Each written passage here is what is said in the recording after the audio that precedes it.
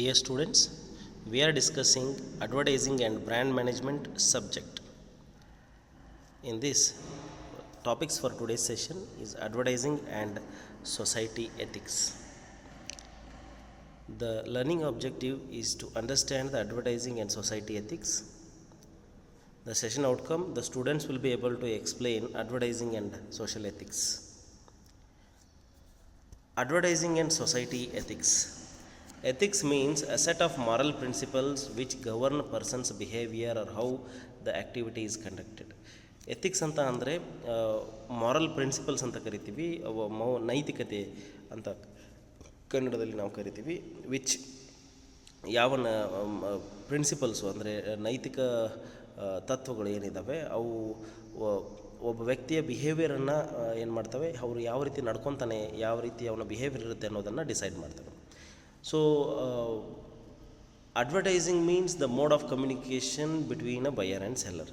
So ಇಲ್ಲಿ advertising ಅಂತ ಅಂದರೆ ಒಂದು ಕಮ್ಯುನಿಕೇಷನ್, ಬಯರ್ ಮತ್ತು ಸೆಲ್ಲರ್ ನಡುವೆ ಇರುವಂಥ ಒಂದು communication. So an ethical advertisement ಅಂದರೆ ಏನು? An ethical advertisements ethics in advertisements means a set of well-defined principles which govern the way how the communication takes place. Okay, so how the communications takes place between the buyer and seller. Ethic is most important feature of the advertising industry, though there are merely benefits of there are many benefits of advertising, but then there are some of the points which don't match the ethical norms of advertising. Okay, so advertising ಅಂತ ಅಂದರೆ ಏನು ಅಂತ ಗೊತ್ತು ನಮಗೆ, ethics ಅಂದರೆ ಏನಂತ ಗೊತ್ತು. ಈಗ ethics in advertising, ethical advertising ಅಂತ ಅಂದರೆ ಏನು ಅಂತಂದರೆ, ನಾವು ಅಡ್ವರ್ಟೈಸಿಂಗ್ ಮಾಡಿದರೂ ಆ ಅಡ್ವರ್ಟೈಸಿಂಗ್ ಮಾಡಬೇಕಾದ್ರೆ ಕೆಲವೊಂದು ಎಥಿಕಲ್ ಪ್ರಿನ್ಸಿಪಲ್ಸ್ಗಳನ್ನು, ಒಳ್ಳೆಯ ಪ್ರಿನ್ಸಿಪಲ್ಗಳನ್ನು, ನೈತಿಕತೆಯನ್ನು ಗಮನದಲ್ಲಿಟ್ಟುಕೊಂಡು ನಾವು ಅಡ್ವರ್ಟೈಸ್ಮೆಂಟ್ಸ್ಗಳನ್ನ ಮಾಡಬೇಕಾಗತ್ತೆ. ಆ ಕಮ್ಯುನಿಕೇಷನನ್ನು ಬಯ್ಯರ್ ಮತ್ತು ಸೆಲ್ಲರ್ ನಡುವಿನ ಕಮ್ಯುನಿಕೇಷನನ್ನು ಬಯ್ಯರ್ಗೆ ತಲುಪಿಸಬೇಕಾಗತ್ತೆ. ಸೊ ಎಥಿಕ್ಸ್ ಅನ್ನೋದು ಅಡ್ವರ್ಟೈಸಿಂಗ್ ಇಂಡಸ್ಟ್ರಿನಲ್ಲಿ ಬಹಳ ಪ್ರಾಮುಖ್ಯತೆಯನ್ನು ಪಡೆದುಕೊಳ್ಳುತ್ತೆ. ಅಡ್ವರ್ಟೈಸಿಂಗ್ನಿಂದ ನಮಗೆ ಸಾಕಷ್ಟು ಲಾಭ ಇದೆ, ಸಾಕಷ್ಟು ಸೇಲ್ಸ್ ಆಗುತ್ತೆ, ಪ್ರಾಫಿಟ್ ಆಗುತ್ತೆ. ಆದರೆ ಅಟ್ ದ ಸೇಮ್ ಟೈಮ್ ಏನು ಸಮಸ್ಯೆ ಆಗುತ್ತೆ ಅಂದರೆ, ಕೆಲವೊಂದು ವಿಷಯಗಳು ಎಥಿಕಲ್ ನಾರ್ಮ್ಸ್ ಅಂತ ಏನೋ ಕರಿತೀವಿ, ನೈತಿಕತೆಯನ್ನು ಬಿಟ್ಟು ಹೋಗುತ್ತೆ. ಅಂಥ ವಿಷಯಗಳಲ್ಲಿ ನಾವು ತುಂಬ ಗಮನ ಹರಿಸ್ಬೇಕಾಗತ್ತೆ. ಸೊ ದ ಎಥಿಕಲ್ ಆ್ಯಡ್ಸ್ ಅಂದರೆ ಯಾವುದು ಅಂತ ಅಂದರೆ, which doesn't lie, doesn't fake and it does not make any false claims and it is in the limit of decency. Okay, so ethical ads ಅಂದರೆ ಹೆಂಗಿರಬೇಕು ಅಂತ ಅಂದರೆ, ಆ ಎಥಿಕಲ್ ಆ್ಯಡ್ ಅನ್ನೋದು ಸುಳ್ಳು ಹೇಳಬಾರ್ದು, ತಪ್ಪು ಮಾಹಿತಿಯನ್ನು ಕಸ್ಟಮರ್ಸ್ಗೆ ಕೊಡಬಾರ್ದು. ಓಕೆ, ತಪ್ಪು ಕ್ಲೇಮ್ಗಳನ್ನು ಮಾಡಬಾರ್ದು, ಆಮೇಲೆ ಫೇಕ್ ಇನ್ಫಾರ್ಮೇಷನನ್ನು ಕೊಡಬಾರ್ದು, ಆಮೇಲೆ ಮತ್ತು ಅದು ಡೀಸೆಂಟಾಗಿರಬೇಕು. ಓಕೆ, ಸೊ ಡೀಸೆಂಟಾಗಿ ಅದನ್ನು ರೀಪ್ರೆಸೆಂಟ್ ಮಾಡಬೇಕು. ಓಕೆ, ಔಚಿತ್ಯಪೂರ್ಣವಾಗಿ ಅದನ್ನು ನಾವು ತೊಡಗಿಸ್ಕೊಳ್ಬೇಕು. So nowadays ads are more exaggerated and lot of puffing is used. Okay, it seems like the advertisers lack knowledge or ethical norms and principles, though they just don't understand or unable to decide what is correct and what is wrong. Okay, so these days what has happened, sometimes you will see the advertisements are more exaggerated. If you watch the advertisements of some perfumes, okay, so for example advertisements like men will be men, and advertisements like Axe perfumes, body deodorant, advertisements of body deodorant, advertisements of lipsticks, many advertisements you will come to know, you will go through every day, you will see. So you will feel awkward and you will feel cheated sometimes. You will feel that the advertisement is unnecessarily exaggerated and it is not necessary, you might feel. So that doesn't mean that the advertisers lack knowledge of the ethical norms and principles, but it is that they are struck between which is right and which is wrong, what should be done and what should not be done. In that dilemma the advertisers might be there. So the main interest for the advertisers is to increase the sales, gain more and more consumers, gain more profit, and increase the demand for the product by presenting well decorated, puffed, and colorful ads. Okay, they claim that their product is the best and having unique qualities than other competitors, more cost effective, it is more beneficial for the customers than competitor products. Everything is good, but all these ads are found to be false, misleading, misleading the consumers, and sometimes unethical. Okay, so therefore snacks advertisements, potato chips advertisements for kids, okay, use coloring and gluing to make the product look glossy, attractive, and the consumers who are watching the ads on televisions convince them buy the product without giving a second thought.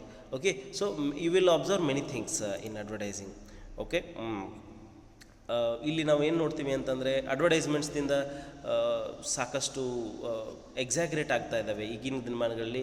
ಅಡ್ವರ್ಟೈಸ್ಮೆಂಟ್ಗಳನ್ನ ಇಲ್ಲದೆ ಇರೋದನ್ನೆಲ್ಲ ಹಾಕಿ ಬಹಳ exaggerate ಅಂದರೆ ಅತಿಶಯೋಕ್ತಿಯನ್ನು ಮಾಡಿ ತೋರಿಸ್ತಾರೆ ಅಂತ ಹೇಳ್ತಾರೆ, ಆ ಥರ ಆಗಿಬಿಟ್ಟಿದೆ.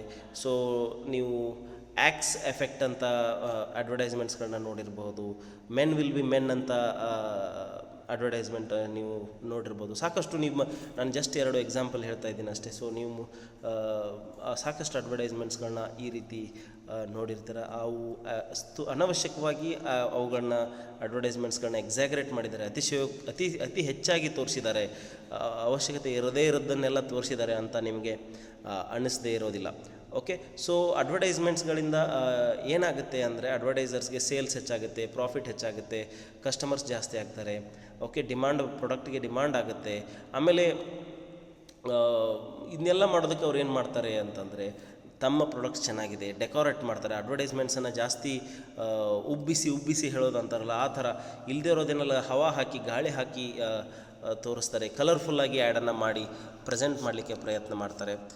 ಮತ್ತು ಅವ್ರು ಏನು ಕ್ಲೇಮ್ ಮಾಡ್ತಾರೆ, ನಮ್ಮ ಪ್ರಾಡಕ್ಟೇ ಕಾಂಪಿಟೇಟರ್ಸ್ ಪ್ರಾಡಕ್ಟ್ಸ್ಗಳಿಂದ ಬೆಸ್ಟ್ ಆಗಿರೋ ಪ್ರಾಡಕ್ಟು, ನಮ್ಮದು ಯುನೀಕ್ ಕ್ವಾಲಿಟೀಸ್ ಇದೆ, ಓಕೆ, ಕಾಂಪಿಟೇಟರ್ಸ್ಗಳಿಂದ ತುಂಬ ಚೆನ್ನಾಗಿದೆ ಪ್ರಾಡಕ್ಟು, ಇದೆಲ್ಲ ಹೇಳ್ತಾರೆ. ಆಮೇಲೆ ನಮ್ಮ ಪ್ರಾಡಕ್ಟ್ ಮೋರ್ ಎಫೆಕ್ಟಿವ್ ಇದೆ, ಬೆನಿಫಿಷಿಯಲ್ ಇದೆ ಅಂತ ಇದೆ. ಓಕೆ, ಇದೆಲ್ಲ ಓಕೆ. ಆದರೆ ಇದೆಲ್ಲವನ್ನು ಮಾಡಬೇಕಾದ್ರೂ ಏನು ಗಮನದಲ್ಲಿ ಇಟ್ಕೊಳ್ಬೇಕು ಅಂತಂದರೆ ನಾವು ತಪ್ಪು ಮಾಹಿತಿಯನ್ನು ಕೊಡೋದಾಗಲಿ, ತುಂಬ ಎಕ್ಸಾಗ್ರೇಟ್, ಅವಶ್ಯಕತೆ ಇಲ್ಲದೇ ಇದ್ರೂ ಎಕ್ಸಾಗ್ರೇಟ್ ಮಾಡದೆ ಅಡ್ವರ್ಟೈಸ್ಮೆಂಟ್ಸ್ಗಳನ್ನ ತೋರಿಸ್ಬೇಕು. ಇಲ್ಲಾಂದರೆ ಅದು ಎಥಿಕ್ ಅಂತ ಅನ್ನಿಸ್ಕೊಳ್ಳೋದಿಲ್ಲ. So ethics in advertising is directly related for the purpose of advertising and the nature of the advertising. Sometimes exaggerating becomes necessary provided that the benefit of the product, but sometimes the exaggeration is not necessary. So therefore people should be very advertisers should be very careful while selecting. Okay, so some things we might observe in different industries and different criterias. For example, pharmaceutical advertising. Companies in the pharmaceutical advertising employ advertising strategies as a way to create awareness about their pharmaceutical products. The main point for the advertisements which emphasized upon the advertisers is that medicines that they cure, the diseases that they cure using that medicine. However, they rarely give information regarding the side effects or the risks associated with the product or medicine that they are advertising. So it obviously shows that most advertisers talk only positive values about their products or services. They neglect the negative effects of the products associated with the product. So they do not advertise, or they do not caution the general public about the medicine side effects. Okay, so this is one thing that in pharmaceutical advertising we observe. Okay, next, advertising related to children's. The main sellers in the product of this children products, the reason they have convincing power and lure the buyers is that the thing that in case of children, sometimes they use children in the ads and they should not be casted handling the activities independently. For instance, holding milk bottles, toy playing, teeth brushing. These should be shown an adult person is assisting them to handle the activities. So it is logical for the parents to be shown getting involved with their children when advertising certain products and services. But what they do, they show that children are themselves doing everything. So they show that children are taking their own decisions. So such things they show in the advertisements, as if the children themselves purchase the products for them. ಅಂದರೆ ಕೆಲವೊಂದು children related ಅಡ್ವರ್ಟೈಸ್ಮೆಂಟ್ಸ್ಗಳಲ್ಲಿ ನಾವು ಗಮನಿಸಿರ್ತೀವಿ, ಚಿಕ್ಕ ಮಕ್ಕಳು ತಮ್ಮ ಪ್ರಾಡಕ್ಟ್ಗಳನ್ನ ತಾವೇ select ಮಾಡ್ತಾರೆ, ತಾವೇ ಖರೀದಿ ಮಾಡ್ತಾರೆ, ಅದನ್ನು ತಾವೇ ಉಪಯೋಗಿಸ್ತಾರೆ ಅನ್ನೋ ರೀತಿಯಲ್ಲಿ ಅವರು ಅಡ್ವರ್ಟೈಸ್ಮೆಂಟ್ಸ್ಗಳಲ್ಲಿ ಚಿಕ್ಕ ಮಕ್ಕಳನ್ನ ತೋರಿಸ್ತಾರೆ. ಆದರೆ ಅವ್ರು ಏನು ತೋರಿಸೋದಿಲ್ಲ ಅಂದರೆ ಪೇರೆಂಟ್ಸ್ಗಳು ಅವರಿಗೆ ಯಾವ ರೀತಿ ಹೆಲ್ಪ್ ಮಾಡಬೇಕು, ಯಾವ ರೀತಿ ಅವರು ಪೇರೆಂಟ್ಸ್ ಹೆಲ್ಪ್ ತೊಗೋಬೇಕು, ಪೇರೆಂಟ್ಸ್ ಅವ್ರಿಗೆ ಅಸಿಸ್ಟ್ ಮಾಡ್ತಾ ಇದ್ದಾರೆ ಪ್ರತಿಯೊಂದು ಹಂತದಲ್ಲಿ ಅನ್ನೋದನ್ನು ಅಡ್ವರ್ಟೈಸ್ಮೆಂಟ್ಸ್ಗಳಲ್ಲಿ ತೋರಿಸೋದೇ ಇಲ್ಲ. ಸೊ ಹೀಗಾಗಿ ಏನಾಗುತ್ತೆ, ಪೇರೆಂಟ್ಸ್ಗಳನ್ನ ತೋರಿಸೋದು ಅಲ್ಲಿ ಸೂಕ್ತ ಚಿಲ್ಡ್ರನ್ಸ್ ಅಡ್ವರ್ಟೈಸ್ಮೆಂಟ್ಸ್ಗಳಲ್ಲಿ. ಮತ್ತು ಚಿಲ್ಡ್ರನ್ಗೆ ಕೊಡ್ತಕ್ಕಂಥ ಪ್ರಾಡಕ್ಟ್ಗಳ ಅಡ್ವರ್ಟೈಸ್ಮೆಂಟ್ಗಳಲ್ಲಿ ಮತ್ತು ಏನು ಹಲವಾರು ರೀತಿಗಳಲ್ಲಿ ಫಾಲ್ಸ್ ಕ್ಲೇಮ್ಗಳನ್ನ ಮಾಡ್ತಾರೆ. ಸೊ ಇದರಿಂದ ಚಿಲ್ಡ್ರನ್ ಮೈಂಡ್ಸೆಟ್ ತುಂಬ ಅಫೆಕ್ಟ್ ಆಗುತ್ತೆ. ಓಕೆ, ಸೊ ಅವ್ರನ್ನ ಕನ್ವಿನ್ಸ್ ಮಾಡೋದು ತುಂಬ ಸರಳ ಆಗಿಬಿಡುತ್ತೆ ಅವ್ರಿಗೆ. So next alcohol related advertisements. So ಇಲ್ಲಿವರೆಗೂ ನಾವು ನೋಡಿದಂತೆ ಯಾವುದೇ ರೀತಿಯ ಅಡ್ವರ್ಟೈಸ್ಮೆಂಟ್ಸ್ಗಳು ಆಲ್ಕೋಹಾಲನ್ನು ಡೈರೆಕ್ಟಾಗಿ ಪ್ರಮೋಟ್ ಮಾಡೋದಾಗಲಿ ಅಥವಾ ಡೈರೆಕ್ಟಾಗಿ ಆಲ್ಕೋಹಾಲ್ ರಿಲೇಟೆಡ್ ಅಡ್ವರ್ಟೈಸ್ಮೆಂಟ್ಸ್ಗಳು ಬಂದಿರೋದಿಲ್ಲ.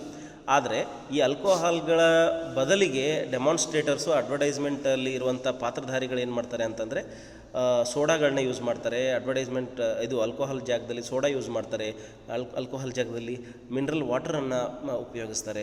ಸೊ ಅದು ಆ್ಯಕ್ಚುಲ್ ಆಲ್ಕೋಹಾಲದ್ದು ಬ್ರ್ಯಾಂಡ್ ನೇಮ್ ಇರುತ್ತಲ್ಲ ಅದನ್ನೇ ಉಪಯೋಗಿಸ್ಕೊಂಡು ಸೋಡಾ ಕುಡಿದು ಆಲ್ಕೋಹಾಲ್ ಕುಡಿದಿರೋ ಥರ ಆ್ಯಕ್ಟಿಂಗ್ ಮಾಡ್ತಾರೆ. ಸೊ ಇಂಥ ಆ್ಯಡ್ಗಳಿಗೆ ನಾವು ಆ್ಯಕ್ಚುಲಿ ಸರೋಗೇಟ್ ಅಡ್ವರ್ಟೈಸ್ಮೆಂಟ್ಸ್ ಅಂತ ಕರಿತೀವಿ. ಆದರೆ ಆಲ್ಕೋಹಾಲ್ ಅಡ್ವರ್ಟೈಸ್ಮೆಂಟ್ಸ್ಗಳು ಆ್ಯಕ್ಚುಲಾಗಿ ಆಲ್ಕೋಹಾಲ್ ಅಡ್ವರ್ಟೈಸ್ಮೆಂಟ್ಸ್ಗಳು ಬರುತ್ತೋ ಇಲ್ವೋ ಗೊತ್ತಿಲ್ಲ, ಆದರೆ ಕುಡಿಯೋರು ಕುಡಿತಾರೆ. ಇದಕ್ಕೆಲ್ಲ ಅಡ್ವರ್ಟೈಸ್ಮೆಂಟ್ ಕೊಡೋ ಅವಶ್ಯಕತೆ ಆ್ಯಕ್ಚುಲಿ ಇರೋದಿಲ್ಲ. ಆಲ್ಕೋಹಾಲ್ಗಾಗಲಿ ಆಲ್ಕೋಹಾಲ್ ರಿಲೇಟೆಡ್ ಸರೋಗೇಟ್ ಅಡ್ವರ್ಟೈಸ್ಮೆಂಟ್ಸ್ನ ಕೊಡೋ ಅವಶ್ಯಕತೆ ಇರೋದಿಲ್ಲ. ಬಟ್ ಸ್ಟಿಲ್ ಆಲ್ಕೋಹಾಲ್ ಕಂಪ್ನಿಗಳು ಆಲ್ಕೋಹಾಲನ್ನೇ ಅಡ್ವರ್ಟೈಸ್ ಮಾಡೋ ರೀತಿಯಲ್ಲಿ ಸೋಡಾ ಮತ್ತು ಅದೇ ಹೆಸರಿನ ಸೋಡಾ, ಅದೇ ಹೆಸರಿನ ನೀರು ಇವುಗಳನ್ನು ಸಹಿತ ಅಡ್ವರ್ಟೈಸ್ಮೆಂಟ್ ಮಾಡ್ತಾರೆ. ಆಮೇಲೆ ಸಿಗರೇಟ್ಸ್ ಮತ್ತು ಟೊಬ್ಯಾಕೊ ಮತ್ತು ಸಿಗರೇಟ್ಗಳು ಅಡ್ವರ್ಟೈಸ್ಮೆಂಟ್ ಮಾಡೋದೇ ಇಲ್ಲ ಜಾಸ್ತಿ, ಅದರಲ್ಲಿ ಭಾರತದಲ್ಲಿ ಮಾಡೋದಿಲ್ಲ. ಸಾಕಷ್ಟು ದೇಶಗಳಲ್ಲಿ ಇದನ್ನು ಬ್ಯಾನ್ ಮಾಡಿದ್ದಾರೆ. ಟೊಬ್ಯಾಕೊ ಪ್ರಾಡಕ್ಟ್ ಆಗಲಿ ಸಿಗರೇಟ್ಗಳನ್ನಾಗಲಿ ಅಡ್ವರ್ಟೈಸ್ಮೆಂಟ್ ಕೊಡಬಾರ್ದು ಅಂತ. ಯಾಕಂದರೆ ಇದು ಕಸ್ಟಮರ್ಗಳಿಗೆ ಹೆಲ್ತ್ಗೆ ಬಹಳ ಸೈಡ್ ಎಫೆಕ್ಟ್ ಆಗುತ್ತೆ, ತುಂಬ ಸಿವಿಯರ್ ಎಫೆಕ್ಟ್ಸ್ ಆಗುತ್ತೆ ಹೆಲ್ತ್ಗೆ, ಕ್ಯಾನ್ಸರ್ಗಳಿಗೆ ಕಾರಣ ಆಗುತ್ತೆ. ಅದಕ್ಕೋಸ್ಕರ ಇವುಗಳನ್ನ ಬ್ಯಾನೇ ಮಾಡಲಾಗಿದೆ. ಆದರೂ ಒಂದು ವೇಳೆ ಬೇರೆ ಯಾವುದಾದ್ರೂ ಒಂದು ದೇಶದಲ್ಲಿ ಈ ರೀತಿ ಅಡ್ವರ್ಟೈಸ್ಮೆಂಟ್ಸ್ಗಳಿದ್ದರೆ ಅದು ನಮ್ಮ ದೇಶದಲ್ಲಂತೂ ಈ ರೀತಿ ಭಾರತದಲ್ಲಂತೂ ಸಿಗರೇಟ್ ಮತ್ತು ಟೊಬ್ಯಾಕೊ ಪ್ರಾಡಕ್ಟ್ಗಳನ್ನ ಅಡ್ವರ್ಟೈಸ್ಮೆಂಟ್ ಮಾಡಲಿಕ್ಕೆ ಅವಕಾಶ ಇಲ್ಲ. ಆದರೂ ಸ್ಟಿಲ್ ಸಿಗರೇಟ್ ಮತ್ತು ಟೊಬ್ಯಾಕೊ ಪ್ರಾಡಕ್ಟ್ಗಳ ಅಡ್ವರ್ಟೈಸ್ಮೆಂಟ್ಗಳನ್ನ ಯಾವುದೇ ರೀತಿಯಲ್ಲಿ ಯಾವುದೇ ದೇಶದಲ್ಲಿ ಮಾಡಿದ್ರೂ ಅದು ಒಳ್ಳೆಯದಲ್ಲ. ಅಡ್ವರ್ಟೈಸ್ಮೆಂಟ್ ಏಜೆನ್ಸಿಗಳಿಗೆ ಆಗಲಿ ಅಡ್ವರ್ಟೈಸ್ಮೆಂಟ್ ಇಂಡಸ್ಟ್ರಿಗೆ ಆಗಲಿ ಅದು ಒಳ್ಳೆಯ ಒಂದು ಕನ್ಸೆಪ್ಟ್ ಅಲ್ಲ ಅಂತ ನಮ್ಮ opinion. Okay, next ads for social causes. So advertisements are associated with certain social causes are classified as ethical. Okay, so ethical advertisements ಅಂತ ನಾವು ಕರಿತೀವಿ. ಎಲ್ಲ ಜನರಿಗೂ ಒಳ್ಳೆಯದಾಗಲಿ ಅನ್ನೋ ರೀತಿಯಲ್ಲಿ ಅಡ್ವರ್ಟೈಸ್ಮೆಂಟ್ಸ್ಗಳನ್ನ ಸೋಷಲ್ ಕಾಸ್ಗಳಿಗೆ ನಾವು ಕೊಡ್ಬೋದು. Okay, so sometimes advertisements which are related to condoms, contraceptive pills are to be controlled because they exhibit unethical nature. Okay, ಕಾಂಡಮ್ಸ್ಗಳಿಗಾಗಿರಲಿ ಅಥವಾ ಕಾಂಟ್ರಾಸೆಪ್ಟಿವ್ ಪಿಲ್ಸ್ ಅಂತ ಏನು ಕರಿತೀವಿ, ಗರ್ಭ ನಿರೋಧಕ ಮಾತ್ರೆಗಳು, ಇವುಗಳ ಅಡ್ವರ್ಟೈಸ್ಮೆಂಟ್ಸ್ಗಳನ್ನು ಕೊಡಬೇಕಾದ್ರೆ ಸ್ವಲ್ಪ ಕೇರ್ಫುಲ್ಲಾಗಿ ಹ್ಯಾಂಡಲ್ ಮಾಡಬೇಕು ಅಥವಾ ಕೊಡಬಾರ್ದು. ಯಾಕಂದರೆ ಅದರ ಎಜುಕೇಷನ್ ಆಗಲಿ, ಆ ರೀತಿಯ ವಸ್ತುಗಳನ್ನ ಉಪಯೋಗಿಸುವಂಥ ಎಜುಕೇಷನ್ ಆಗಲಿ ನಾಲೆಜ್ ಆಗಲಿ ಎಲ್ಲರ ಹತ್ರನೂ ಇರೋದಿಲ್ಲ. ಎಲ್ಲ ರೀಜನ್ಗಳಲ್ಲಿ ಎಲ್ಲ ಜನರಲ್ಲಿ ಆ ಒಂದು ನಾಲೆಜ್ ಇರೋದಿಲ್ಲ. ಆವಾಗ ಅದರ ಒಂದು ಮಾರಲ್ ಪ್ರಿನ್ಸಿಪಲ್ ಆಗುತ್ತೆ, ಡಿಸೆನ್ಸಿ ಮತ್ತು ಮಾರಲ್ಗಳನ್ನು ನಾವು ಕಾಂಪ್ರಮೈಸ್ ಮಾಡ್ಕೊಂಡಂಗೆ ಆಗುತ್ತೆ. ಕೆಲವೊಂದು ಕಡೆ ಅದನ್ನು ಬಳಸದೆ ಮಿಸ್ಯೂಸ್ ಆಗೋ ಚಾನ್ಸಸ್ಗಳಿರುತ್ತೆ. ಅದಕ್ಕೋಸ್ಕರ ಅದ್ರ ಬಗ್ಗೆ ನಾವು ಸ್ವಲ್ಪ ಗಮನ ಹರಿಸಬೇಕು, ಅಡ್ವರ್ಟೈಸ್ಮೆಂಟ್ ಮಾಡೋರು ಸ್ವಲ್ಪ ಗಮನ ಹರಿಸಬೇಕು. ಮತ್ತು it is very important for the advertisers to feel responsible and self regulated with respect to ads. So this is about advertising and societal ethics. Okay, so these are the references. This is the end of this today's session. Thank you very much.